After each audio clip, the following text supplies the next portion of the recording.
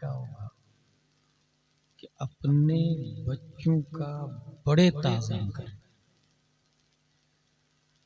छोटे बड़ों का अदब करे, ये हर मजहब में।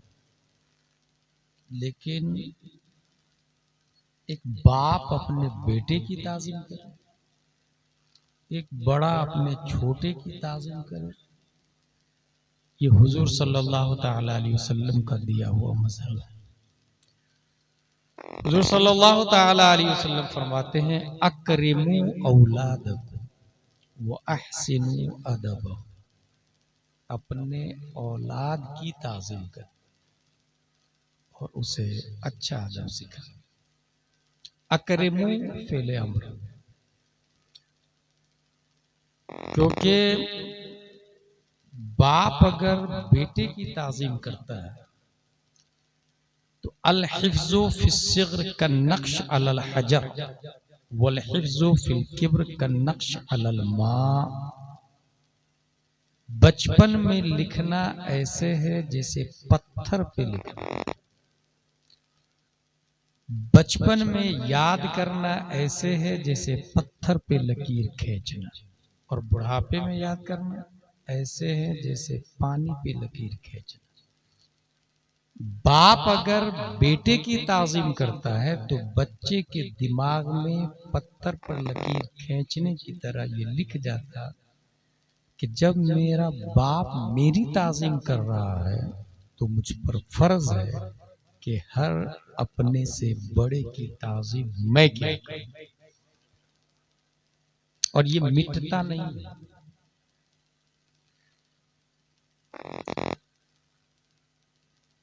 तीस साल 40 साल के बाद माँ बाप का रोना कि मेरा बेटा बिगड़ गया, इसकी बजाय जब वो बच्चा पैदा हो और उसे सिखाए कि सुधरना किसको कहते हैं, ताज़ीम क्या है, जिंदगी क्या है, आखिरत क्या है, अगर आपने बचपन में बता दिया।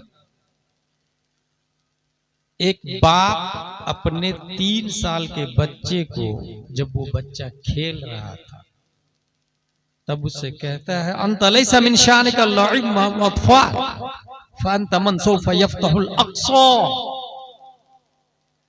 तुम्हारी शान बच्चों के साथ गिल्ली डंडा खेलना नहीं, अनकरीब तुम मस्जिद अक़सा को फतह करने वाले हो। 3 साल की उम्र है और बाप बच्चे से बोल रहा है, अंत लैसा मिन शानिका लइब व अत्फाल फअंत मन सौफ यफ्तहुल अक़सा। उसके दिमाग में आ गया कि मुझे मस्जिद अक़सा फतह करनी। 3 साल 5 साल का हुआ, 10 साल का हुआ, 15 साल, 20 साल, 25 साल, 30 साल। 11वीं सदी हिजरी में, 11वीं सदी ईस्वी में वही बच्चा सलाहुद्दीन अय्यूबी बनकर मस्जिद अक़सा को फतह कर लेता है। अकरिमू औलादकुम व अहसिनू अदब। जवाब यह है कि हमारा बच्चा का फ्यूचर ब्राउन होगा, उसे तालीम दी जाए। विच तालीम is better for your children, कौन सी तालीम दी जाए। इस हवाले से मैं ऑक्सफोर्ड यूनिवर्सिटी का नाम लूंगा जो दुनिया की टॉप 5 यूनिवर्सिटीज में है। उसका एक वाइस चांसलर बोल रहा था कि जिस तालीम में 3 सी हो वो तालीम सक्सेस है। पहला सी कैरेक्टर का, दूसरा सी क्रिएटिविटी का, तीसरा सी कॉन्फिडेंस। जिस तालीम में एतमाद हो, जिस तालीम में अखलाक हो और जिस तालीम में क्रिएटिविटी हो, वो तालीम सबसे अच्छी तालीम है। तालीम को अगर फैला दिया जाए तो 3 बड़ी लाइनें बनती है। एक तो है क ख ग घ अंग च छ ज झ य ट ट ड ढ न प फ ब भ म। दूसरी तालीम है ABCD EFGH IJK LMNO PQR ST UV WXYZ। और तीसरी तालीम है अलिफ बा ता सा जीम हा खा दाल दाल रा जा सीन शीन साम हा था जा ऐन गैन फा काफ काफ लाम मीम नून वाव हा लम अलिफ हमजा या। ये तीन चीजों को तीन तालीम में देखनी है। कॉन्फिडेंस, एतमाद किस तालीम में सबसे ज्यादा है? एतमादो यकीन के हवाले से अगर दुनिया की तालीम का जायजा ले तो सिर्फ एक मिसाल दूंगा कि जमीन घूमती है या सूरज घूमता है। इस हवाले से अरस्तु 500 साल कबले मसीह, फीसागौरिस 400 साल कबले मसीह से लेकर Tycho Brahe, Galileo, Stephen Corleone, APJ Abdul Kalam तक किसी ने सूरज को घुमाया, किसी ने जमीन को घुमाया। ये नजरिया बदलता रहा। एक साइंटिस्ट दूसरे साइंसदान के नजरिया का जनाजा निकाल देता है, कोई बोलने वाला नहीं होता, कोई पूछने वाला नहीं होता।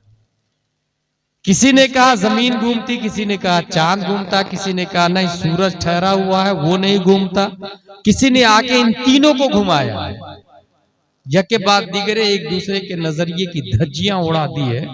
और ये शम्सो कमर की हरकत का नजरिया पिछले 3000 साल से बदलता रहा। लिहाजा ये समझ में आया कि ABCD वाले और क ख ग घ वाले किसी एक पॉइंट पर, एक डॉट पर टिके नहीं रहते। अकीदा मजबूत नहीं होता, यकीन मजबूत नहीं होता। कोई पत्थर को माबूद मानता तो कोई सूरज को माबूद मानता, तो कोई कुत्ता बिल्ली छछुंदर को माबूद मानता है। और अगर इस्लाम को आप देख ले तो 1400 साल पहले हमारे नबी आए, बल्कि दुनिया का वजूद होता तो पहला इंसान हजरत आदम अलैहिस्सलाम है, जिनका कॉन्सेप्ट है ला इलाहा इल्लल्लाह, there is no God exception Allah. और यही नजरिया नूह अलैहिस्सलाम का है, there is no God exception Allah. यही नजरिया हजरत मूसा अलैहिस्सलाम का है, there is no God exception Allah. यही नजरिया हजरत ईसा अलैहिस्सलाम का है, there is no God exception Allah. यही नजरिया प्यारे मुस्तफा ने दिया, there is no God exception Allah. यही नजरिया हजरत अबू बकर, उमर, उस्मान और अली ने दिया, there is no God exception Allah. यही नजरिया इमाम हुसैन का करबला में भी रहा, there is no God exception Allah. यही नजरिया ज़ैनुल आबिदीन का है, यही नजरिया इमाम बाकिर का है, यही नजरिया इमाम जाफर सादिक का है, यही नजरिया इमाम मूसा काजिम का है, यही नजरिया इमाम अली रजा का है, यही नजरिया मारूफ करखी ने दिया, यही नजरिया अहमद सिर्री सकती ने दिया, यही नजरिया जुनैद बगदादी ने, यही नजरिया इमाम अबू बकर शिबली ने, यही नजरिया सैयद अब्दुल कादिर जिलानी ने दिया, यही नजरिया सैयद अब्दुल रज़्ज़ाक ने, यही नजरिया सैयद अबू सालेह नस्र ने, मुहियुद्दीन अबू नस्र ने, सैयद अली ने, सैयद हसन ने, सैयद अहमद जिलानी ने, शेख बहाउद्दीन ने, सैयद इब्राहिम एरजी ने, मोहम्मद भिकारी बादशाह ने, काजी जियाउद्दीन ने, जमालुल औलिया ने, सैयद मोहम्मद ने, सैयद अहमद ने, सैयद फजलुल्लाह ने, शाबरकतुल्लाह ने, आले मोहम्मद ने, सैयद हमजा ने, आले अहमद अच्छे मियाँ ने, आले रसूल अहमदी ने। यही नजरिया ला इलाहा इल्लल्लाह, there is no God exception Allah, Abul Hussain Ahmadi Noori ने दिया। यही नजरिया इमाम अहमद रजा खान ने दिया। यही नजरिया मुफ्ती आजम मुस्तफा रजा खान ने दिया।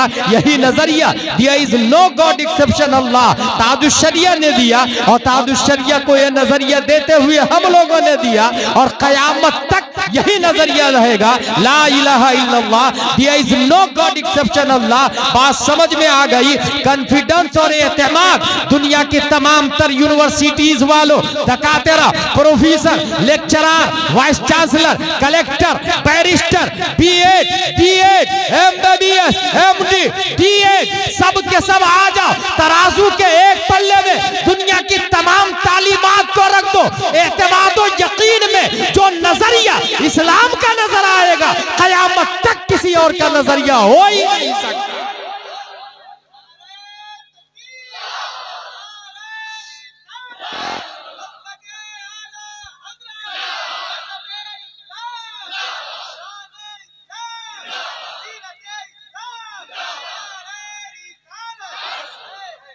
There is no God exception Allah. Adam अलैहिस्सलाम से लेकर अपने लोगों तक बदला नहीं है।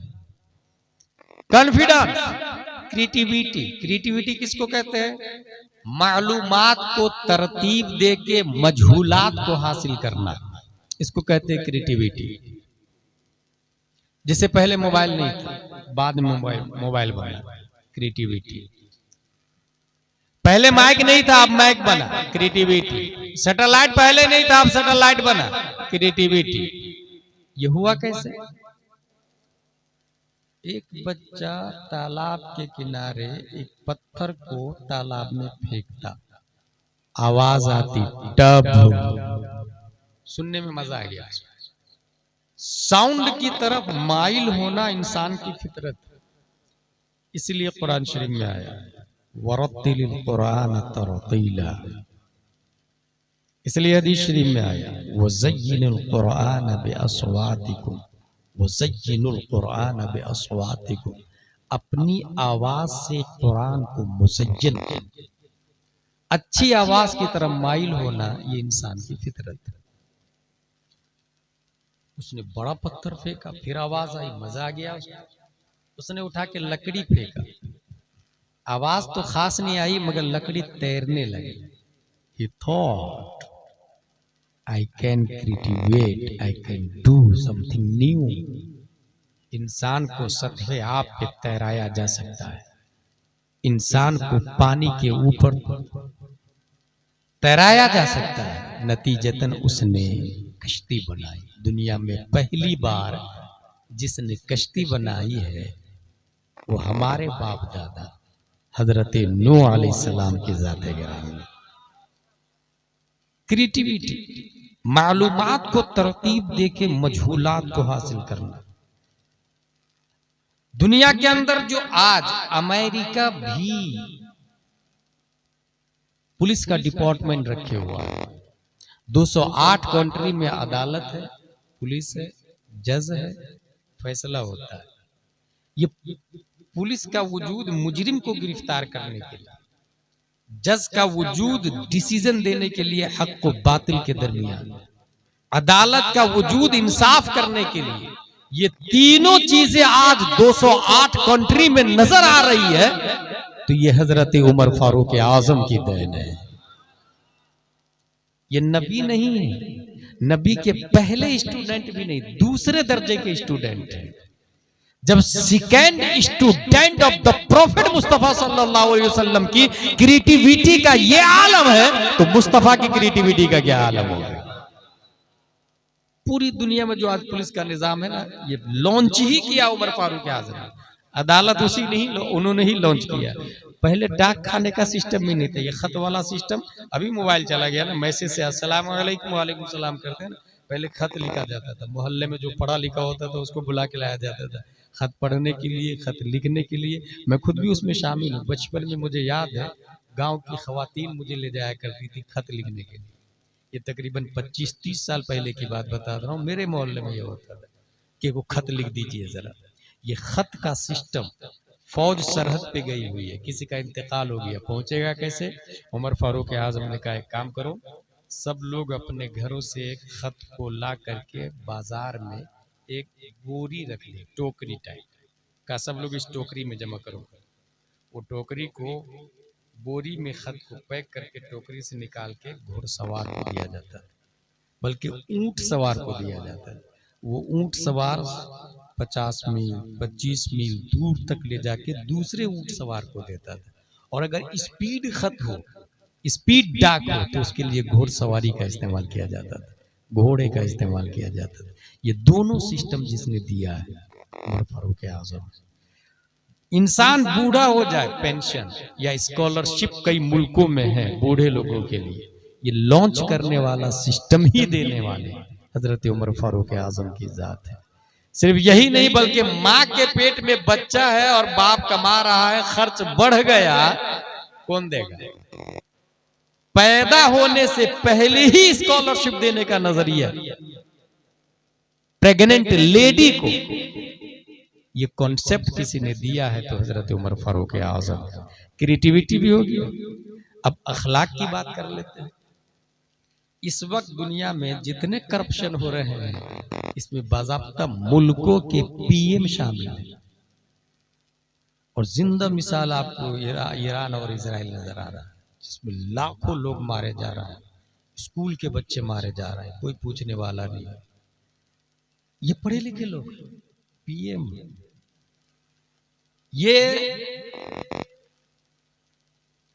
एप्स्टीन जेफरी जाहिल आदमी का नाम है। लाखों पेज की फाइलें जिसके खिलाफ है, जिसमें कई मुल्कों के प्राइम मिनिस्टर दाखिल है। ये सब जाहिल लोग नहीं, ये पढ़े लिखे लोग हैं, मगर ये सब के सब क ख ग घ वाले, ये सब के सब ABCD वाले हैं।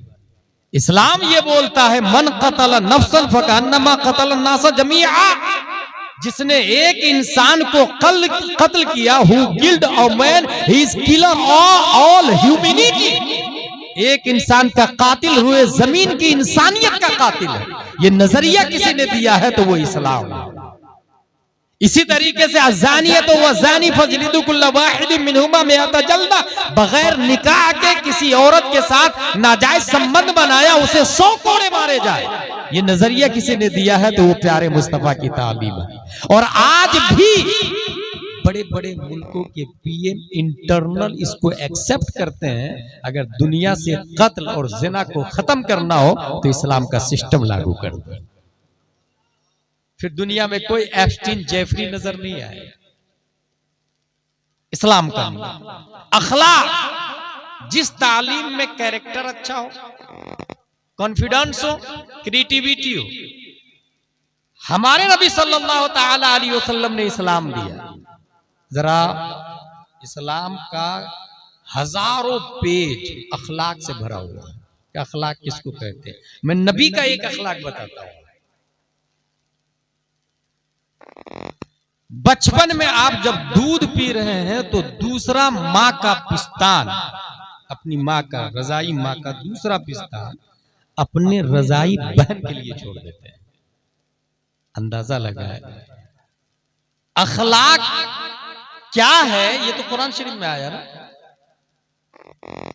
मगर कुरान शरीफ 40 साल के बाद नाजिल हुआ और पैदा होते ही मुस्तफा अखलाक पर अमल कर रहे हैं। यहीं से ये समझ में आता है कि मशीयत इलाही ये चाह रही है, महबूब दुनिया की और तालीम होगी जहां थ्योरी, अखलाक की थ्योरी दी जाती होगी, प्रैक्टिकल करे या ना करे, मगर ऐ महबूब ये मेरी मशीयत है और ये मेरा निजाम है। ऐ महबूब मैं ये चाहता हूं कि आप दुनिया के बेहतरीन टीचर बने, teacher of the universe, Muallem कायनात, और ऐसे टीचर बने कि अमल पहले करके बताए, नजरिया बाद में देना है दुनिया को। इसलिए कुरान 40 साल के बाद में नाजिल हुआ। अखलाक पर अमल करते हुए मुस्तफा पैदाइशी तौर से नजर आ रहे हैं। और अखलाक का बड़े होने के बाद अंदाजा लगाया अखलाक। हुजूर सल्लल्लाहु अलैहि वसल्लम के पास एक सहाबी है, चूंकि सहाबा किराम बहुत हरीस थे नेकी में, कोई अच्छा काम बताइए ना जिससे मैं जन्नत में चला जाऊं, कोई अच्छा काम बताइए ना। हुजूर सल्लल्लाहु ताला अलैहि वसल्लम की बारगाह में एक सहाबी, या रसूल अल्लाह कोई अच्छा काम बताइए ना मैं जन्नत में चला जाऊं। नमाज पढ़ो और नाखून काटो, तालीम दे, नमाज पढ़ो और नाखून काटो। हुजूर सल्लल्लाहु अलैहि वसल्लम ने फरमाया नमाज पढ़ना फर्ज है, नाखून काटना मुस्तहब है। मुस्तहब का फर्ज के साथ दोस्ती नहीं है। और इस चीज को बड़े ध्यान से सुने तो इस्लाम समझ में आएगा। इस्लाम में 5 डज है और 5 डजन। डज में सबसे हाई क्वालिटी फर्ज की, फर्ज, वाजिब, सुन्नत मुअक्कदा, गैर मुअक्कदा, मुस्तहब, सबसे लो क्वालिटी मुस्तहब की। 5 चीजें करने की है इस्लाम में और 5 चीजें नहीं करने की। नहीं करने की सबसे हाई क्वालिटी हराम, फिर मकरूह तहरीम, फिर इसात, फिर मकरूह तंज़ीह, फिर खिलाफ औला। फर्ज से मुस्तहब की दोस्ती नहीं, सबसे ऊपर है, फर्ज के मुकाबिल में फर्ज आता है। नमाज पढ़ो और नाखून काटो, एक फर्ज है, दूसरा मुस्तहब है। फर्ज की अहमियत का अंदाजा इससे लगा है कि हम लोग 11वीं शरीफ करते हैं, मुस्तहब है। 12वीं शरीफ में खाना खिलाते हैं, मुस्तहब है। दावत दे के किसी भाई को खाना खिलाते हैं, मुस्तहब है। 11वीं शरीफ में 11 देग नहीं, 11,000 बकरे का देग भी एक फर्ज का मुकाबला नहीं कर सकता, बल्कि फर्ज की एक रकात का मुकाबला नहीं कर सकता। फजर की नमाज में 2 रकात है ना, फर्ज, उस 2 रकात में से 1 रकात का मुकाबला भी 11,000 बकरे का देग नहीं कर सकता है, क्योंकि वो फर्ज है। यहीं से ये भी जहन में बैठा ले, कुछ लोग नमाज नहीं पढ़ते हैं, रोजा नहीं रखते, माँ बाप की कदर नहीं करते, भाइयों का हिस्सा नहीं देते और मुस्तहब पे अमल करते हैं। पैसा दिया तो उम्रा करने भी जाते हैं, दावतें भी खूब खिलाते हैं, गरीबों भी बांटते हैं। यहाँ ये जहन में रहे कि अगर वो उम्रा करने गया और फर्ज नहीं अदा किया है तो हजारों उम्रा मिलके भी वो फर्ज का मुकाबला नहीं कर सकता। कोई ये कहना है खाने काबा की दीवार पर पहली नजर पड़ी जो दुआ करता है वो कबूल हो जाती है, तो अब कितने भी गुनाह होंगे माफ हो जाएंगे। कहाँ लिखा? किसने बोल दिया भाई? हमने तो ये पढ़ा नहीं, इस्लाम की किसी किताब में ये लिखा नहीं। अगर वो इंसान मकान बनाते समय 1 फीट पड़ोसी की जमीन दबा करके मकान बनाया है, फिर उम्रा नहीं हज भी करे जिंदगी पर, वो जमीन का कफारा नहीं हो सकता। अगर किसी का 1,000 रुपया हराम का खाया है, सूद का खाया, जुआ का खाया, तो वो जिंदगी पर हज करे भी और करवाए भी गरीबों को, वो 1 स्क्वायर फीट का मुकाबला नहीं हो सकता, वो 1,000 का मुकाबला नहीं हो सकता, क्योंकि वो फर्ज है। फर्ज के मुकाबले में मुस्तहब आ ही नहीं सकते, हजारों मुस्तहब में। ये ऐसे ही है जैसे अगर टंकी में बिल्ली गिर के मर गई, पूरा पानी टंकी का निकाल गया, क्या टंकी पाक हो जाएगी? नहीं, बिल्ली को निकालना पड़ेगा।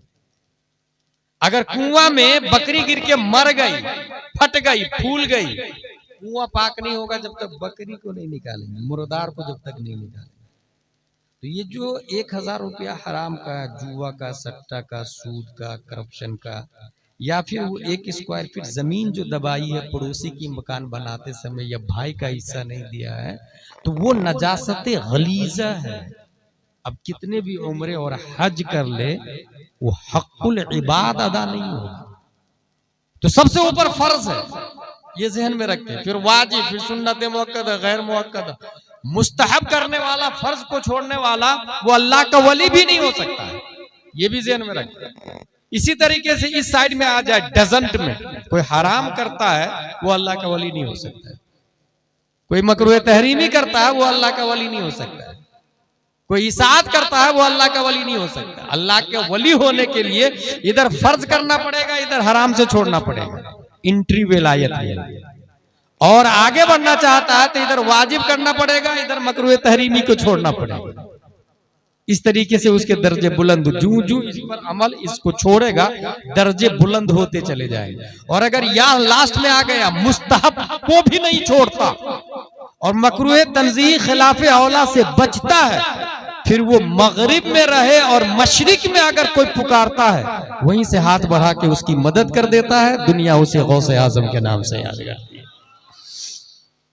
लेकिन दिल में अगर हराम हो, हराम की गिज़ा हो, हराम खाया है, फर्ज को छोड़ा है, वो कितने भी मुस्तहब पर अमल कर ले, मकरूह तंज़ीही से बच जाए, वो आगे बढ़ ही नहीं सकता, विलायत की दहलीज पर आ ही नहीं सकता। इसकी एक मिसाल देके मैं आगे बढ़ूंगा। मोस्टली दुनिया में जो लोग करप्शन कर रहे हैं ना, वो हराम कारी है और हराम खोरी है। हराम कारी कहते हैं हराम काम करने वाला, और हराम खोरी कहते हैं हराम गिज़ा खाने वाला। अगर हमको 1 करोड़ रुपया मिल जाए रास्ते में, हम क्या करेंगे? लेफ्ट राइट, कोई देख तो नहीं रहा, अंदर डाल। That's point. अल्लाह देख रहा है, नबी देख रहे हैं, गौसे आजम देख रहे हैं, फरिश्ते लिख रहे हैं, आसानी के साथ दीवार पर लिखा रहता है alert, be alert, you are under CCTV. कोई डर के मारे चोरी भी नहीं करता, या नहीं, हम कैमरा में आ जाए, और 24 घंटा किरामन काते हुए। कोई देख तो नहीं रहा वो 1000 रुपया घोटाला, करोड़ रुपया घोटाला कर दिया। मगर एक ऐसा भी आदमी है, उसको भूख बहुत ज्यादा लगी थी, तो उसने एक फल खा लिया, APPLE एप्पल, खाने के बाद याद आया, आई वाज रॉन्ग, हमने हराम का खा लिया। ये किसका है पूछा ही नहीं, किसका है उसको तलाशते हैं, उससे उसको इस हराम को हलाल कर लेते हैं, माफी मांग लेते हैं उससे। तलाशते तलाशते मिल गए, भाई मैंने आपका फल खा लिया, मुझे माफ कर दीजिए। नहीं माफ करूंगा, मेरी अंधी लंगड़ी लूली बेटी है, उससे ब्याह करना पड़ेगा तब माफ करूंगा। क्योंकि सामने वाले ने समझ लिया ये जो एप्पल की माफी मांग रहा है ये कोई आम बंदा नहीं है, ये खास बंदा है, इसकी रगों में एक कतरा खून भी हराम का नहीं है, इसलिए मेरी बेटी के लिए इससे अच्छा और क्या हो सकता है। और शर्त कैसी, अंधी लंगड़ी लूली। उसने क्या सोचा कि दो ऑप्शन है मेरे पास, दुनिया और आखिरत। अगर इस अंधी को अपना लेता हूं तो आखिरत में हूर मिलेगी, और इस अंधी से बचता हूं तो आखिरत में जहन्नम में जाऊंगा, हूर नहीं मिलेगी, जहन्नम भी मिलेगी। यही समझना है। अगर इंसान इस दो पॉइंट को रख ले तो वो गुनाह ही नहीं करेगा।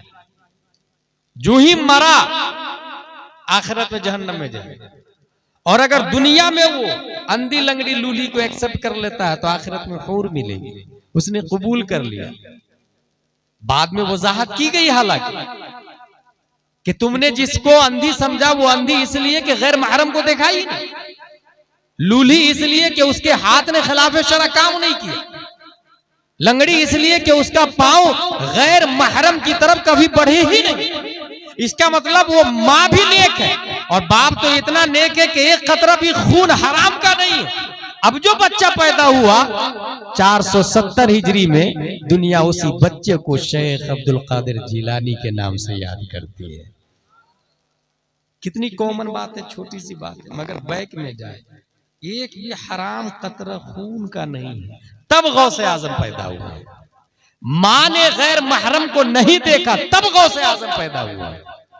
मां ने झूठ नहीं बोला, घंटों बैठ के झूठ बोलना, बेपर्दगी, अल्लाह अकबर अल्लाह मानो हाफिज। यहाँ माँ और बहनों के लिए एक और बात कहूंगा, और इसके जिम्मेदार आप लोग।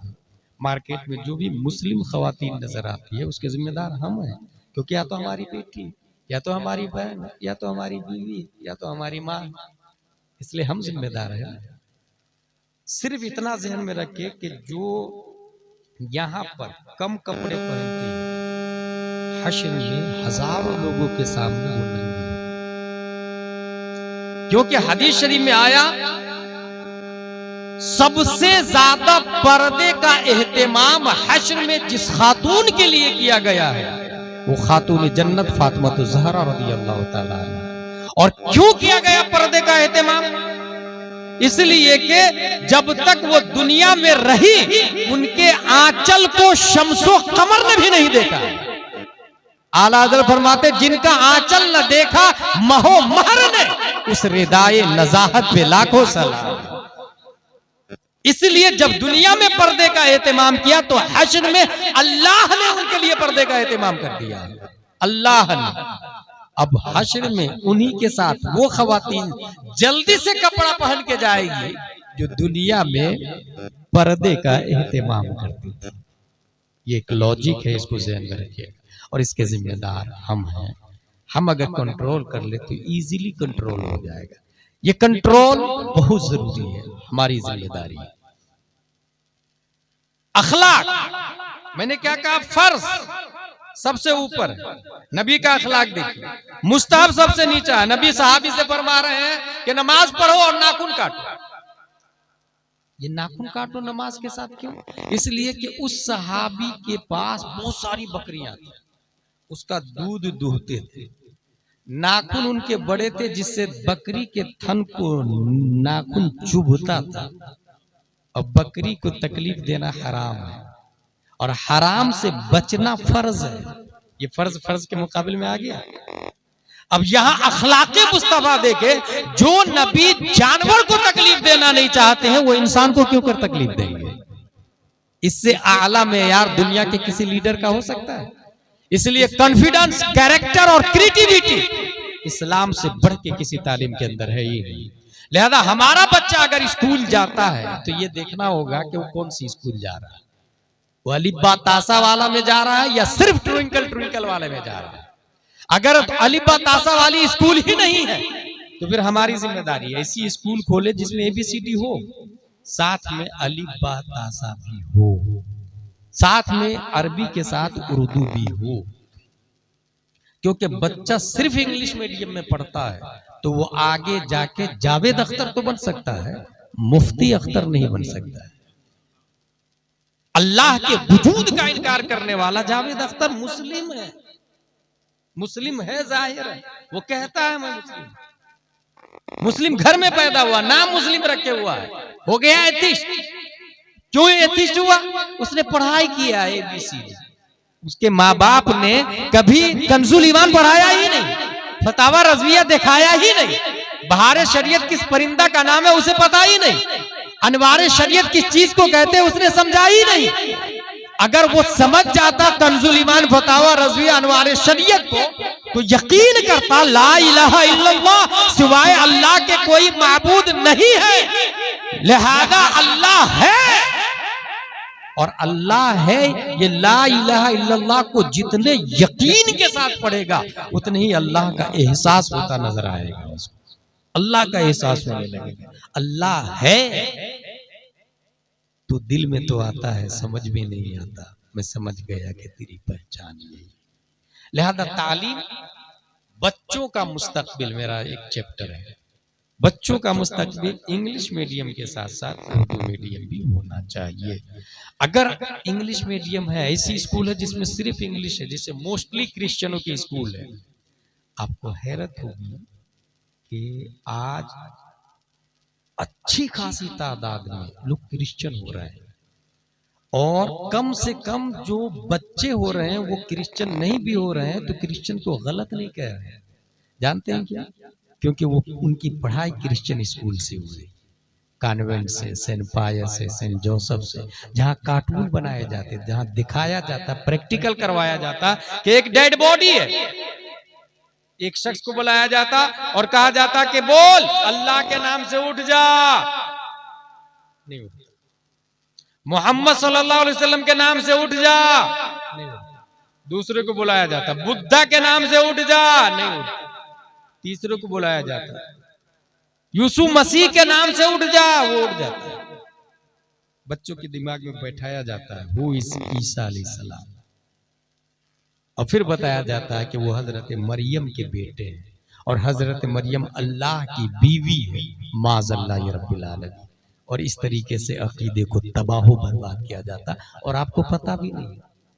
क्या आपका बच्चा बर्थडे नहीं मनाता है? क्या आपका बच्चा क्रिसमस डे नहीं मनाता है? सोचिए जरा। तो इसलिए बच्चों के मुस्तकबिल के बारे में अगर सोचना हो तो जिसको अल्लाह ने दौलत दी है वो अपनी स्कूल बनाए, अपनी स्कूल, बिजनेस करे पैसे की नीयत से, अच्छी स्कूल बनाए, महंगी स्कूल बनाए, महंगे टीचर रखे, अपना सिलेबस रहेगा, अपने सिलेबस में जहां सीबीएसई पैटर्न हो वहां साथ में एक सब्जेक्ट दीनियात का भी रहेगा। 5 साल में क़िरात हफ्ज़ का कोर्स, 10 साल में हिफ्ज़ का कोर्स, 15 साल में आलमियत फर्ज़ उलूम का कोर्स, इस तरीके से सिलेबस बनाया जाएगा। अब क्या होगा? अब ये होगा कि हमारा बच्चा इंग्लिश मीडियम जब पढ़ेगा तो पढ़ते पढ़ते जब वो डॉक्टर बनेगा तो जाकिर नायक नहीं बनेगा, डॉक्टर अमीन मियां बनेगा, डॉक्टर सज्जाद आलम मिसबाही बनेगा, डॉक्टर अशरफ मियां बनेगा। वो दीनी डॉक्टर भी साथ में रहेगा, अकीदा मुतज़लज़ल नहीं होगा। इसलिए स्कूल अपनी होनी चाहिए। उसी स्कूल से बच्चों का सिलेबस अलग, बच्चियों की स्कूल अलग होगा। जो बच्चियों की स्कूल होगी उसमें हम यूनिफॉर्म स्कर्ट नहीं रखें, फिट पाजामा नहीं रखें, बच्चियों के लिए यूनिफॉर्म में हम नकाब रखेंगे, नकाब। अब जब हमारी बच्चियां 5 साल की है और नकाब पहनेगी तो जब वो 55 साल की होगी तब भी वो बेनकाब नहीं होगी, क्योंकि फितरत में बैठ जाएगी नकाब से दोस्ती, मोहब्बत, उल्फत। ये कब होगा? जब हमारी स्कूल होगी। अगर अल्लाह ने दौलत दी है तो फर्ज है कि अपनी स्कूल काम करे और बच्चों के मुस्तकबिल को संभाले। हुजूर सल्लल्लाहु अलैहि वसल्लम फरमाते हैं अद्दिबू औलादकुम अला सलाति खिसाल, बच्चों को 3 सिफत बताएं, 3 बातें खास तौर से बताएं। नंबर 1, हुब्बे नबिय्यकुम, अपने नबी से मोहब्बत करना सिखाएं। अपने नबी से मोहब्बत करना। क्योंकि मैंने कहा ना, बचपन में जब उसे बताएंगे हुजूर सल्लल्लाहु ताला अलैहि वसल्लम की मोहब्बत जुज़्वे ईमान है, तो बड़ा होके कभी वो गुमराह नहीं होगा, कभी वो गुस्ताख नहीं होगा, कभी वो वहाबी नहीं होगा, कभी वो देवबंदी सुले कुल्ले हदी सुले कुल्ली और राफजी नहीं होगा। बचपन ही से हुब्बे नबी को अपने नबी की मोहब्बत बताए। और अपने नबी की मोहब्बत कितनी होनी चाहिए, इसकी एक मिसाल देता हूं। सबसे अफजल इबादत अगर कोई है तो हम सब जानते हैं, वो क्या है? नमाज शरीफ। सबसे अफजल इबादत नियत की नवैतु अन उसल्ली लिल्लाहि ताला रकअती सलातिल फज्र फरदुल्लाहि ताला इक्तदीतु बिहादल इमाम मुतवज्जिहन इला जिहतिल काबति शरीफ अल्लाहु अकबर। जो ही अल्लाहु अकबर कहा आपने, इसको कहते हैं तकबीर तहरीमा। क्यों? इसलिए कि ये तकबीर हराम कर देती है खाने पीने को, उठने को, बैठने को, चलने को, घूमने फिरने को, गैरे अफ़आले नमाज को हराम कर देती है ये तकबीर। इसलिए इसको तकबीर तहरीमा कहा जाता है। और ये हराम जो कर दिया तकबीर ने, हलाल कब होता है? अस्सलामु अलैकुम व रहमतुल्लाह, जो ही कहा अस्सलाम, यह है तकबीर तहलीला। तहरीमा की जिद तहलीला। अस्सलाम ये भी अल्लाह का नाम है। जो ही कहा अस्सलाम, वो सब हराम हलाल हो जाता है। ये हो गया तकबीर तहरीमा, तकबीर तहलीला। जो ही तकबीर तहरीमा कहा तो माँ बोलाए जाना हराम, बाप बोलाए जाना हराम, पीर साहब बोलाए जाना हराम, चाहे कैसा ही पीर। कुछ लोग ऐसे होते हैं कि पीर साहब को इस कदर अहमियत देते हैं कि अल अमान वल हफीज, वो ये भी नहीं देखते हैं कि पीर साहब हलाल का हुक्म दे रहे हैं या हराम का हुक्म दे रहे हैं। इस जमाने में मैं ये देख रहा हूं कि जब तक वो मुरीद नहीं था, दूसरे मुसलमान भाई का दर्द अपना दर्द था, लेकिन जब से मुरीद हुआ तो पीर भाई का दर्द अपना दर्द लगता है, बाकी दूसरे मरे कटे फर्क नहीं पड़ता। इसका मतलब ये हुआ कि मुरीद होकर के इस्लाम का दायरा तंग हो गया, न कि बढ़ गया। पहले पूरी दुनिया के बारे में सोचता था, मुसलमानों के और इस्लाम के बारे में सोचता था, और अब सिर्फ अपने पीर साहब और पीर भाई के बारे में सोचता है। दूसरे पीर साहब आए, I don't mind, I don't care. Wrong. रुए जमीन पर एक अदना आदमी अगर समंदर के किनारे बैठकर भी किसी को अलिफ बा तासा पढ़ा रहा है, तो पूरी दुनिया के मुसलमानों पर एहसान अजीम कर रहा है। उसका शुक्रिया अदा करना वाजिब। मन लम यश्कुरिन्नास लम यश्कुरिल्लाह, जिसने बंदे का शुक्रिया अदा नहीं किया, उसने अल्लाह का शुक्रिया नहीं अदा किया। एक मस्जिद का इमाम अगर नमाज पढ़ा रहा है, एक मस्जिद का मुअज्जिन अगर अजान दे रहा है, तो पूरे मोहल्ले वाले को अजाब से बचा रहा है, उसका शुक्रिया अदा करना वाजिब। और मुरीद ये इसमें फाइल है, इसका मतलब है अल्लाह का इरादा करने वाला। मुरीद का मतलब क्या हुआ? अल्लाह का इरादा करने वाला। अगर उसने पीर का इरादा किया तो यही नाकिस है, अल्लाह का इरादा करने वाला। और जो पीर मुरीद को खुद तक पहुंचाए वो नाकिस है, और खुद के जरिए रब तक पहुंचा दे वो कामिल है। खुद के जरिए रब तक पहुंचा दे वो कामिल, और रब तक उसी वक्त पहुंचेगा जब तक वो इस्लाम को मुकम्मल तरीके से समझ नहीं जाता है। इसलिए मेरे भाई, जो अच्छा मुरीद होते क्यों?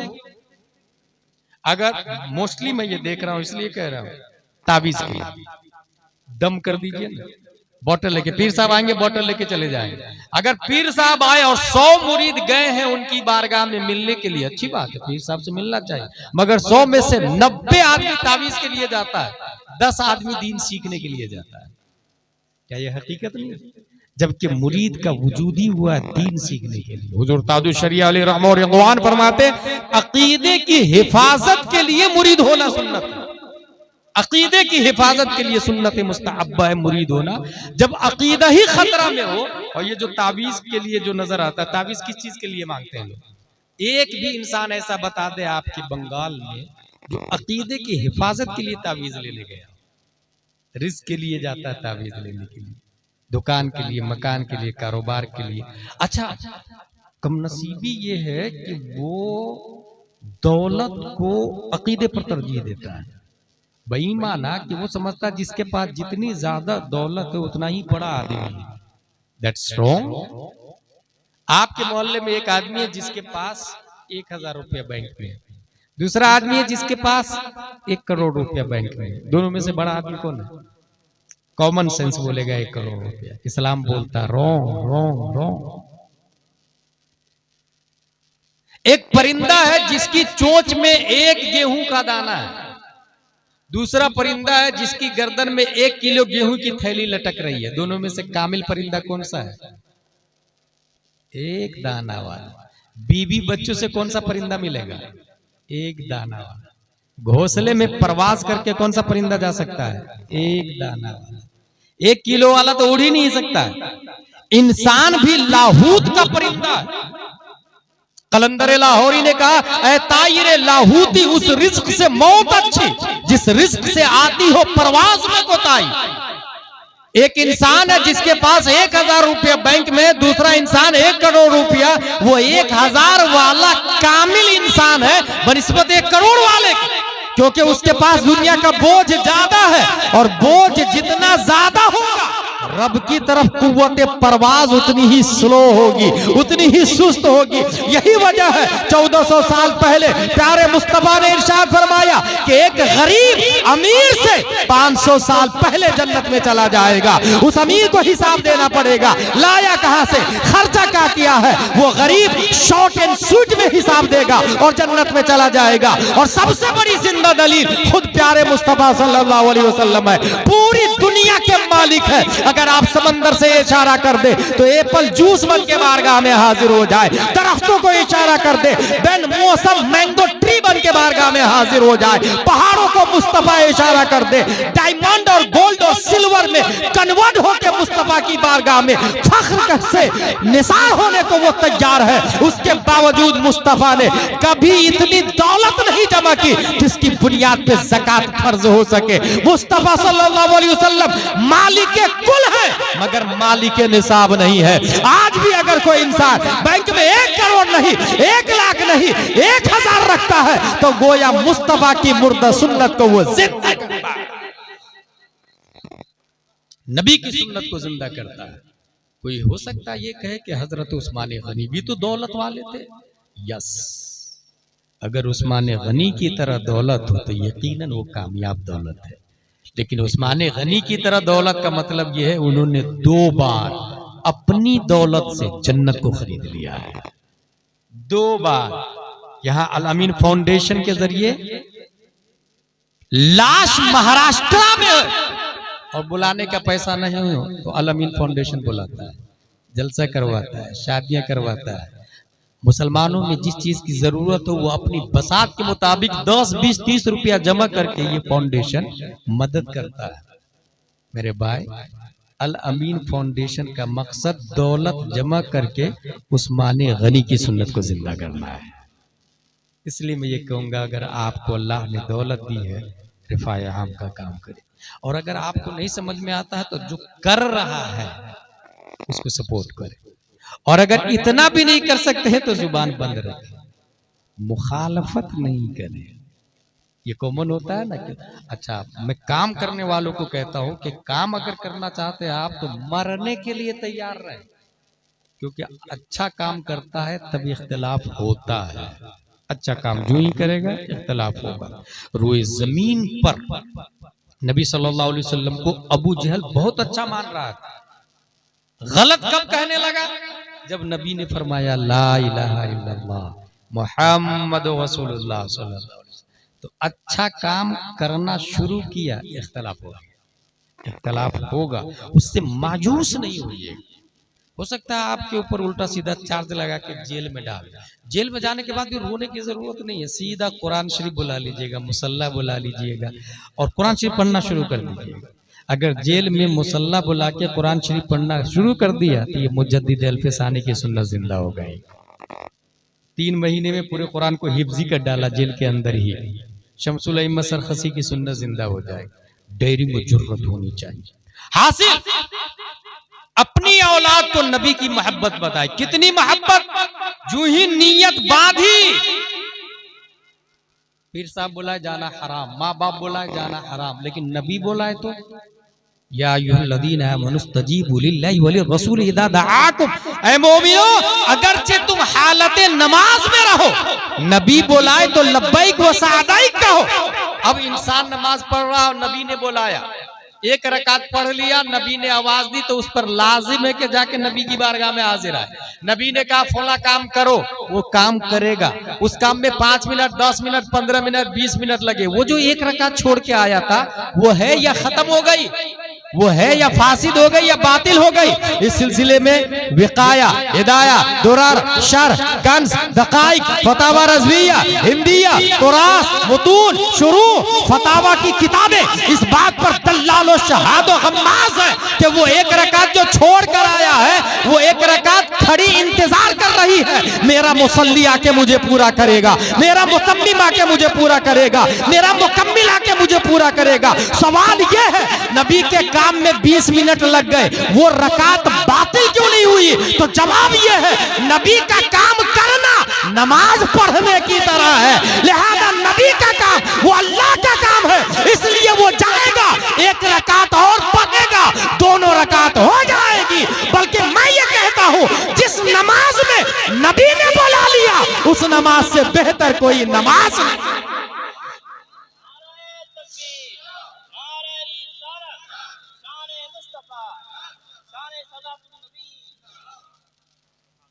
और ये मरदूद लिखते हैं कि नबी का ख्याल नमाज में आ जाए तो नमाज बातिल हो जाएगी, और हकीकत यह है कि जिस नमाज में नबी का ख्याल आ जाए, जिस नमाज में नबी बोला ले, उस नमाज से बेहतर कौन सी नमाज हो सकती है। ये अपने बच्चे को हुब्बे नबी को तालीम दे, अपने बच्चे को।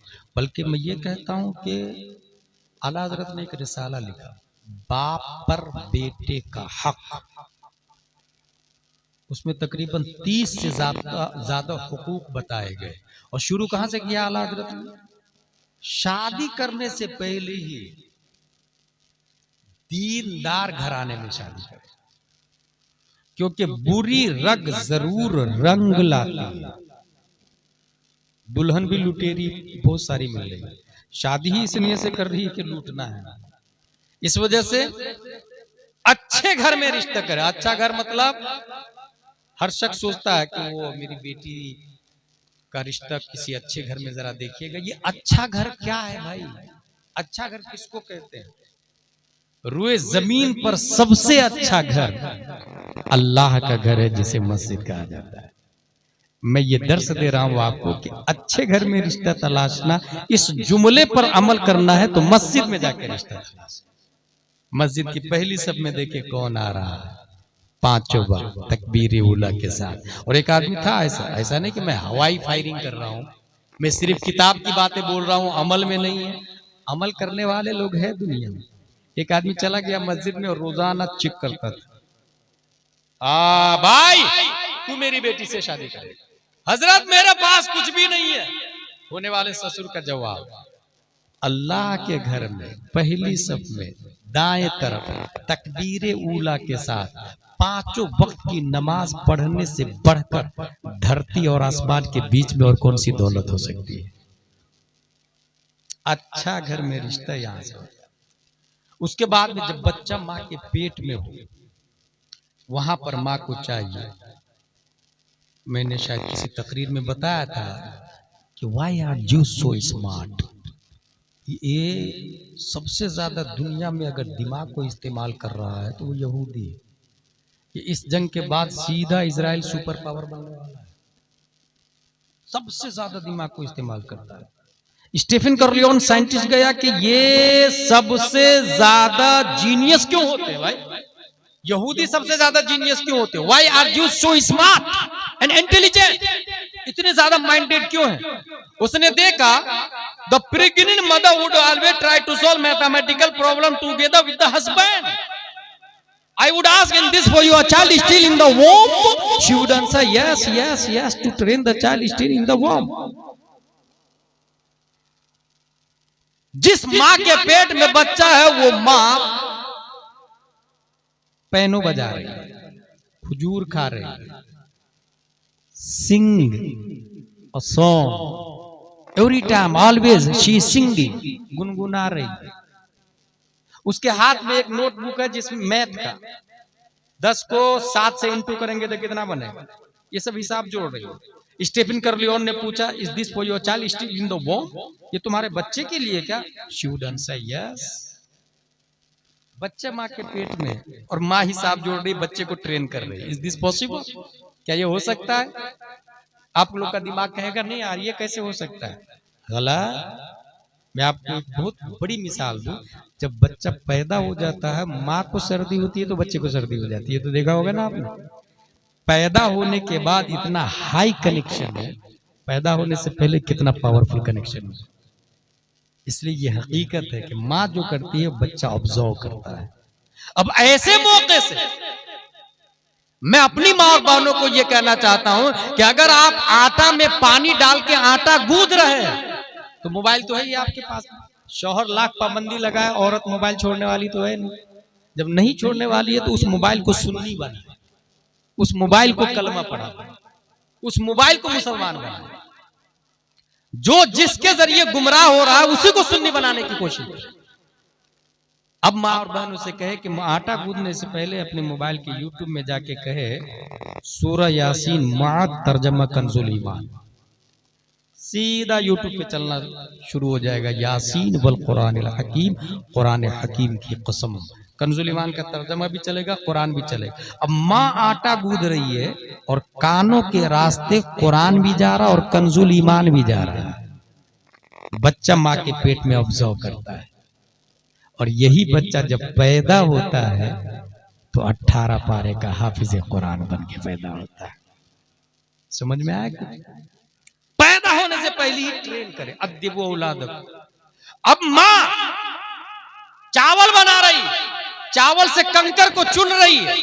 यूट्यूब पे लगा दे कलाम आला हजरत उवैस रजा कादरी, अब कलाम चलेगा इधर। वो आटा चुन रही है, आटा चावल से पत्थर को चुन रही है और कलाम चल रहा है। लम याते नजीरो कफी नजरी मिथले तू नशुद पैदा जाना, जगराज के ताज तुरे सरसो है तुझको शहे दूसरा जाना। अलबहरु आला वल मौजो तगा मन बेकस तूफा हो शुरुबा, मझधार में हूँ बिगड़ी है हवा मोरी नैया पार लगा जाना। अब जो बच्चा पैदा होगा आशिक मुस्तफा बन के पैदा होगा। पैदा होने के बाद उसके सामने ये भी नोट कर ले, अगर बच्चा माँ के पेट में और बाप ने आके अपनी बीवी को गाली दी, बाप ने माँ को गाली दी, वही गाली बच्चा सबसे पहले बड़ा होने के बाद देता है। इसको नोट कर ले। जिस अंदाज से वो चिल्लाता है बाप माँ पर या घर पर, उसी अंदाज से बच्चा भी चिल्लाता है। जब चलना सेम हो सकता है तो बोलना सेम क्यों नहीं हो सकता भाई? जब पीछे से देख के आप कह सकते हैं कि ये फला का बेटा है तो आवाज और अंदाज क्यों नहीं मैच खाता है? हकीकत। इसलिए मेरे भाई, बच्चा जब माँ के पेट में हो तो डांटना भी नहीं चाहिए, स्मोकिंग नहीं करना चाहिए, डीएनए इफेक्टेड हो जाता है। उसके सामने गुटखा पाउच खा के नहीं जाना चाहिए, बच्चा स्मेल लेता है। माँ के पेट से ट्रेन करना शुरू करें। पैदा होने के बाद जहां तक हो सके दीन बातें करें, अगर गलती हो भी जाए तो ऑब्जर्व करें, बर्दाश्त करें, ताकि बच्चे का डीएनए इफेक्टेड न होने पाए, ताकि बच्चा पुजुमुर्दा न होने पाए। आपने सुना टीपू सुल्तान का नाम सुना है? वो इतने अच्छे इसलिए थे कि उनकी माँ बगैर वुजू के कभी दूध ही नहीं पिलाया उनको। अद्दिबु औलादकुम सलासा खिसाल हुब्बे नबिय्यकुम व हुब्बे अहले बैति, अहले बैत की मोहब्बत बताए। हुजूर सल्लल्लाहु ताला अलैहि वसल्लम की औलाद की मोहब्बत, अहले बैत जिसको सैयद कहा जाता है। याद रखिएगा दुनिया में जितनी जातें हैं मुसलमानों में, जात की बुनियाद पर कोई काबिल ताज़ीम नहीं है। इन्ना अक्रमकुम इंदल्लाहि अतकाकुम, अल्लाह के यहाँ मुअज़्ज़म वो है जो मुत्तकी परहेजगार है। लेकिन वाहिद सैयद एक ऐसी जात है जो आमाल की बुनियाद पर नहीं, सिर्फ जात की बुनियाद पर काबिल ताज़ीम, क्योंकि उनकी रगों में नबी का खून है। इसलिए हम जात की बुनियाद पर ताज़ीम करते हैं, मगर यहां ये ज़हन में रहे कि हम ताज़ीम करेंगे, इत्तिबा नहीं करेंगे। सैयद की ताज़ीम की जाएगी, पैरवी नहीं की जाएगी। पैरवी अलग चीज है, ताज़ीम अलग चीज है। रिस्पेक्ट करना अलग चीज है, मानना फॉलो करना अलग चीज है। क्यों? इसलिए कि खुद कुरान में आया फसअलू अहल जिक्र इन कुंतुम ला ताअलमून। इल्म उससे हासिल करें जिसके पास इल्म है। आप जो चीज नहीं जानते हैं जानने वालों से पूछें। इसका मतलब यह हुआ पैरवी आलिम की जाएगी, ताजीम सैयद की जाएगी, मगर इत्तिबा सैयद की नहीं की जाएगी, इत्तिबा उलमा की जाएगी। ये क्यों बोल रहा हूं मैं? इस वजह से कि कुछ सैयद इस वक्त मौलाई हो गए, राफजी हो गए, और वो ये कह रहे हैं कि मुझसे मोहब्बत करो मैं जन्नत में ले जाऊंगा। गलत। मोहब्बत की बुनियाद पर अगर जन्नत मिलती तो फिर साफ लफ्जों में ये नहीं आता अल उलमा वरसतुल अंबिया, फिर ये नहीं आता फवैलुल लिल मुसल्लीन अल्लज़ीना हुम अन सलातिहिम साहून, फिर ये नहीं आता अताकुलून लहमा अखी मैतन फकरिहतुमूह। लिहाजा ताज़ीम तो की जाएगी सैयद की, मगर इत्तिबा किनकी की जाएगी? उलमाए इज़ाम की। यहां से ये भी ज़हन में रखें, जो सैयद आलिम नहीं है उनका मुरीद होना भी जायज़ है। मुरीद होने के लिए आलिम होना जरूरी है, और जो पीर आलिम नहीं, सैयद हो या ना हो, जो पीर आलिम नहीं उनसे भी मुरीद नहीं हो जाए।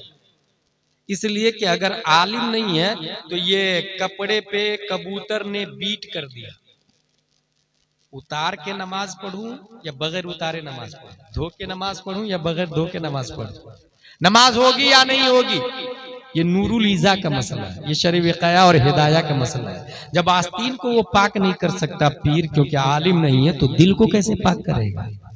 इसलिए पीर के लिए क्या होना जरूरी है? आलिम होना जरूरी। और जिसका पीर आलिम है वो मुरीद को अपने तक नहीं रखता, अल्लाह तक ले जाता है, रसूलुल्लाह तक ले जाता है। इसलिए इस बात को खास तौर से याद रखिएगा, जिसका पीर आलिम होगा वो अपने मुरीद को ये नहीं कहेगा कि माँ बाप को घर से भगा दो, वो ये कहेगा कि माँ बाप अगर बुढ़ापे में है तो उनकी खिदमत करने वाला जन्नत का मुस्तहिक है, और हिलाक हो गया वो जिसने खिदमत नहीं की।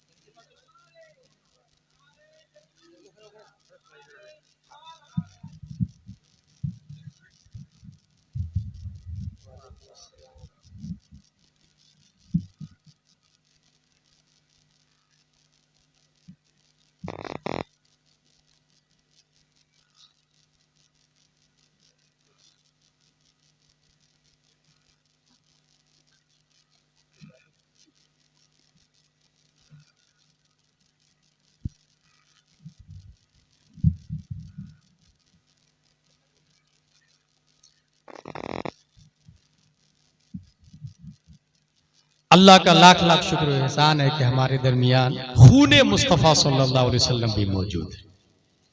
और मैंने कहा ना, सिर्फ खून की बुनियाद पर काबिल ताज़ीम, क्योंकि आज भी उनकी रगों में हुज़ूर सल्लल्लाहु तआला अलैहि वसल्लम का खून है।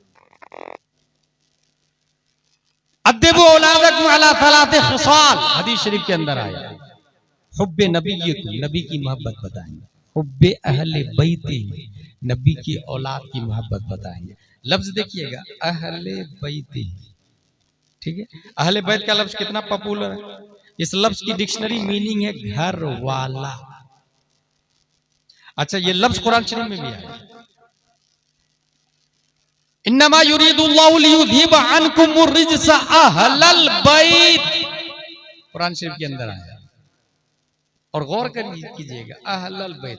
अच्छा, बैत का लफ्ज भी कुरान शरीफ में आया मुतलक, अंतहिरा बैतिया लित्ताइफीन वल आकिफीन वर रुकअ सुजूद। इब्राहिम इस्माइल आप दोनों मिलके बैतिया, मेरे घर को पाक करें। अल्लाह ताला फरमा रहा है बैतिया, बैत मुजाफ या मुतकल्लिम मुजाफ ले, मेरा घर। सवाल, a question arises in our mind in this palace, अल्लाह घर में रहने से पाक है। एक्चुअली अल्लाह का कोई घर ही नहीं, वो ताज़ीमे बैत के लिए, हमारे लिए तशरीफन व ताज़ीमन, ताकि हम काबा की अजमत को समझ जा, इसलिए अल्लाह ने बैत की इजाफत अपनी तरफ कर ली। मेरे घर को पाक कर, लफ्ज क्या आया? बैतिया। ए अल्लाह, तू तो घर में रहने से पाक है, फिर तेरा घर कैसे? दूसरी जगह अहलल बैत, इन्नमा युरीदुल्लाहु लियुज़हिबा अन्कुमुर रिज्स अहलल बैत। अब बात समझ में आई, काबा को अल्लाह ने जो अपना घर कहा, ऐसे ही जैसे वो मा रमैता इज़ रमैता वलाकिन्नल्लाह रमा। ऐ महबूब, जब आपने फेंका, आपने नहीं फेंका, मैंने फेंका।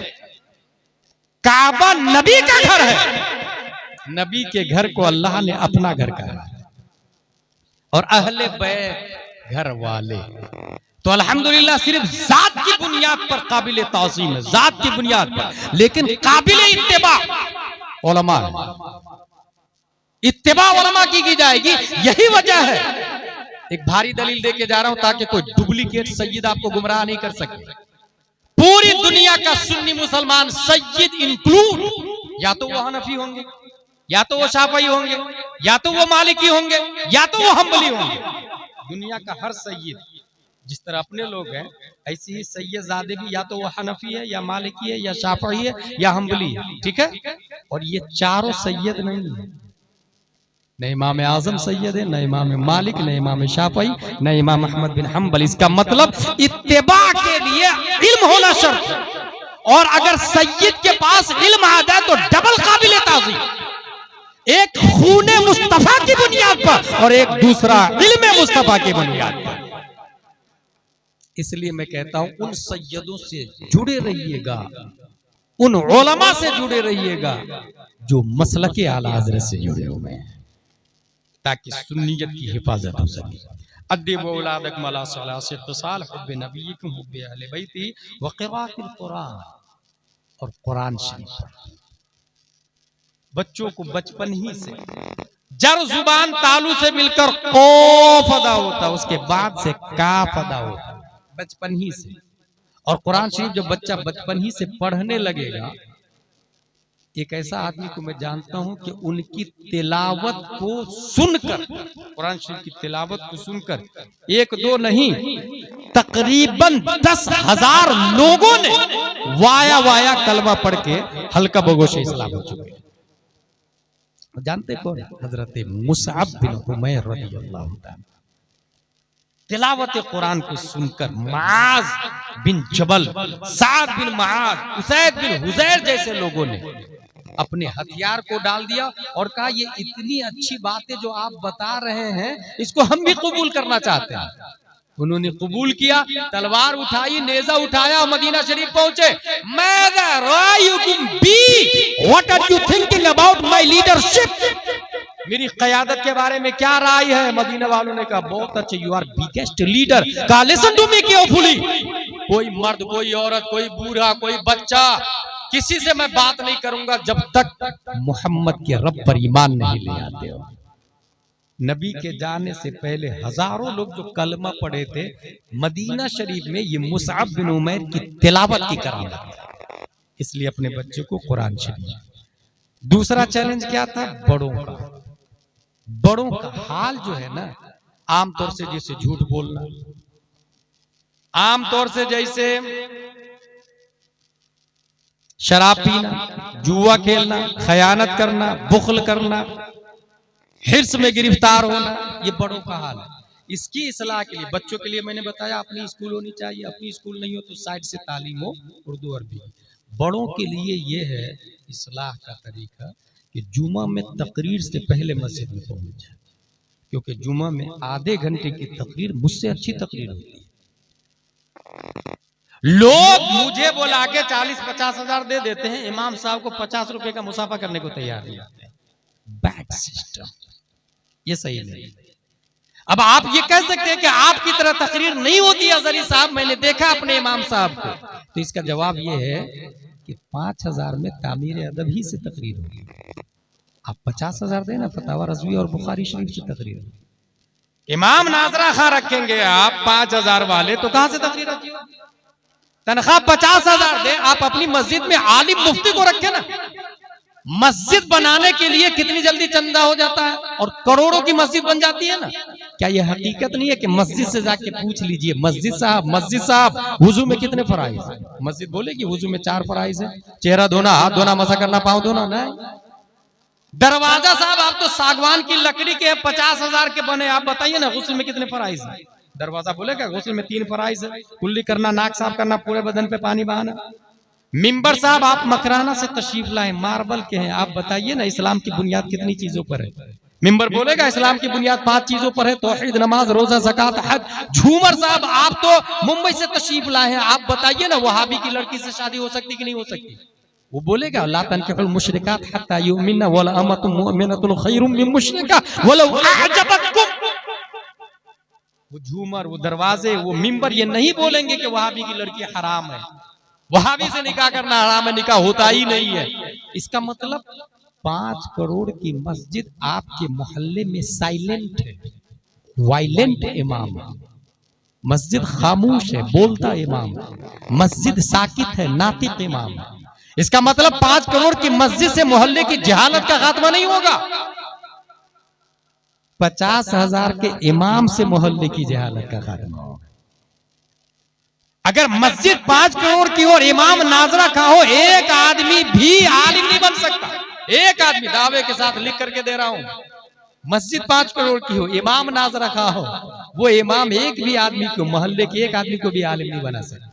और अगर मस्जिद खजूर की शाख तना पत्तियों से बनी हुई हो और इमाम इमामुल अंबिया हो, तो मुक्तदी अबू बकर, उमर, उस्मान और अली पैदा होते हैं। बहुत सारे लोगों पे भूत सवार है, मेरी तरफ से सरिया, मेरी तरफ से सीमेंट, पूरा मार्बल मेरी तरफ से, मिंबर मेहराब का खर्चा मेरी तरफ से। कहां लिखा भाई इसमें सवाब का काम? कहां? किसने बोला सवाब का काम है मस्जिद बनाना? जहां लिखा है मस्जिद बनाना सवाब का काम है, वहीं ये लिखा है कुल हल यस्तविल लदीना यअलमून वल्लदीना ला यअलमून, वहीं ये लिखा है वल्लदीना उतुल इल्म दरजात, वहीं ये लिखा है फसलू अहल ज़िक्र इन कुंतुम ला तअलमून, वहीं ये लिखा है अल उलमा वरसतुल अंबिया, वहीं ये लिखा है तलबुल इल्म फरीज़ा अला कुल्ली मुस्लिम, वहीं ये लिखा है उतलुबुल इल्म मिनल महद इलल लहद। ये बुनियाद है, इसको समझना होगा। इसलिए मैं तवज्जो दिलवाता हूँ आप लोगों की इस बात की तरफ कि मस्जिद के बाजू में फैमिली क्वार्टर होता है। इमाम की तनख्वाह 40-50 हजार, बड़े मुफ्ती साहब लाए, 2 इमाम साहब लाए, और मस्जिद के बाजू में फैमिली क्वार्टर 1-2 नहीं, एक बेडरूम, हॉल अलग, किचन अलग। और इसकी जिंदा दलील मस्जिद नबवी के सहन में नबी के कमरे बने हुए थे, 1-2 नहीं, 9 कमरे नबी के बने हुए थे, इमामुल अंबिया के कमरे। इसी से समझ में आता है इनकलाब लाना है तो उलमा पे तवज्जो दो। उलमा रहेंगे मस्जिद रहेगी, उलमा नहीं रहेंगे मस्जिद रह के भी सजदा नहीं होगा। यकीन न हो तो स्पेन को जाके देख लीजिएगा हासिल। ये बड़ों के लिए खास पॉइंट है, जुम्मा में तकरीर से पहले पहुंचे, तकरीर सुने, उस पर अमल करें। हर जुम्मा मेहनत के साथ इमाम तकरीर करते हैं, एजुकेटेड की सोच। एक तीसरा बहुत बड़ा चैलेंज हमारे सामने है कि पढ़ा लिखा तबका सीधा बोल रहा है कि ये बात लॉजिकल है कि नहीं, दिमाग में आ रही है तो ठीक, नहीं तो रिजेक्ट कर दो। हजारों इस्लाम की बातों को रिजेक्ट करते हैं पढ़े लिखे, ये बीएड डीएड जावेद अख्तर जैसे लोग, हजारों बात लॉजिकली होना चाहिए। ये एजुकेटेड की सोच है। ऐसा नहीं कि मुस्लिम में कोई डॉक्टर इंजीनियर नहीं है, मुस्लिम में भी अच्छे पढ़े लिखे लोग हैं, मगर जो बीएड डीएड और डॉक्टर है, इंग्लिश नोइंग है, they can not understand what से अल्लाह इन सूरा फातिहा, व्हाट से अल्लाह इन सूरा राअद, व्हाट से अल्लाह इन सूरा माइदा, व्हाट से अल्लाह इन सूरा तलाक, व्हाट से अल्लाह इन सूरा तहरीम। और जो लोग बड़े बड़े मुफ्ती है, ऐसे ऐसे मुफ्ती है जो हजारों जज को बैठा दे, उसके हर सवाल का जवाब देते नजर आएंगे, ऐसे मुफ्ती भी है इस्लाम में। But they cannot understand English language. They cannot operate computer. They cannot understand what say Newton, Einstein, and Kepler, and Zarqali, and Aristotle. इसलिए मैं कह रहा हूँ कि अपने बच्चों को दीनी व दुनियावी दोनों तालीम दे। और पढ़े लिखे लोगों के लिए इमाम साहब पर लाजिम है कि वीकली एक ऐसा कोचिंग सेंटर हो जहां स्टूडेंट को आम छूट दे दी जाए, जो सवाल चाहो करो। कॉलेज का बच्चा याद रखिएगा, आपको मार के बताइएगा नहीं इस्लाम को कबूल कर, तो वो नहीं मानेगा। उसको लॉजिकली बोले कि चलो बता तुम्हारी अक्ल क्या कहती है। जो अक्ल सलीम कहेगी वही इस्लाम कहता नजर आएगा उसको। ये वहां तक रसाई होनी चाहिए। अगर ये मिजाज आपने बनाया तो ये 3 चैलेंजेस फॉर मुस्लिम्स जो हमारे दरमियान है, इंशाअल्लाह अज़ीम हम इसको कवर कर सकते हैं। तमाम चीजों से पहले जो एक बुखारी शरीफ की हदीस है जिसको मैं कोड करके लाया, वो ये है, हुजूर सल्लल्लाहु तआला अलैहि वसल्लम ने फरमाया, इन्नल्लाह ला यंज़िउल इल्म बअदा अन आताकुमु इंतिज़ाअ वलाकिन यंज़िउ मिनहु मअ क़ब्ज़िल उलमा बिइल्मिहिम फयबक़ा नासुन जुहालुन युस्तफ्तौना फयुफ्तूना बिरायिहिम फयुज़िल्लून व यज़िल्लून। ये बुखारी शरीफ की हदीस है कि क़यामत से पहले उलमा उठा लिए जाएंगे। यहीं से ये भी समझ में आता है जिस मोहल्ले में आलिम नहीं है, क़यामत की इब्तिदा हो गई, क़यामत की इब्तिदा हो गई। आलिम नहीं, क़यामत की इब्तिदा, क्योंकि क़यामत से पहले उलमा उठा लिए जाएंगे। फिर क्या होगा, उलमा नहीं रहेंगे तो जो गांव का रईस है, मुखिया है, लीडर है, उसको लोग मुफ्ती बना देंगे, उससे जाके मसला पूछेंगे। अच्छा वो भी चुप नहीं रहेगा, मसले का जवाब भी देगा, राइटिंग में मांगो तो लिख करके भी दे देगा। मैं गया था फजर की नमाज पढ़ने, जो ही मैंने रुकू में अल्लाहु अकबर कहा तो इमाम ने सजदे से सर उठा लिया। मुखिया साहब मेरी नमाज हुई कि नहीं हुई? मुखिया बोलेंगे तुम जब गए थे रुकू में तो इमाम रुकू में था? बोले हाँ इमाम रुकू में था। मेरे ख्याल से तुम्हारी नमाज हो गई। ये जो बोला ना मेरे ख्याल से, यही तबाह करता है इस्लाम को, क्योंकि इस्लाम ख्याल से नहीं चलता, कुरान से चलता है। नमाज ख्याल से नहीं होती, कुरान से होती है। इसलिए जिसने बोला मेरे ख्याल से गया, इस्लाम का तो कुछ नहीं होगा, उसका चला गया। इसलिए ये क़यामत की निशानी है। अब अगर आपसे कोई मसला पूछे सीधा बोल दो, मुफ्ती साहब के बारे में जाओ, इमाम साहब के बारे में जाओ। इमाम साहब पर लाजिम है कि वो तलाश करके बताए, अगर उनको नहीं आता तो अपने से बड़े उलमा से कनेक्टेड रहे। फतवा रज़विया में आला हज़रत रज़ियल्लाहु ताला अन्हु ने लिखा है, उलमा को, अइम्मा को चाहिए उलमा से जुड़े रहे, उलमा को चाहिए मुसन्निफीन से जुड़े रहे, मुसन्निफीन को चाहिए मुजतहिदीन से जुड़े रहे, और मुजतहिदीन रसूलुल्लाह से जुड़े हुए हैं और रसूलुल्लाह अल्लाह के साथ। इस तरीके से हम इनके सदके में ऊपर चले जाएंगे। रब्बे कदीर हम सबको कुरान शरीफ, हदीस शरीफ, फिक़्ह शरीफ, मसलके आला हज़रत शरीफ पढ़ने, समझने, अमल करने की तौफीक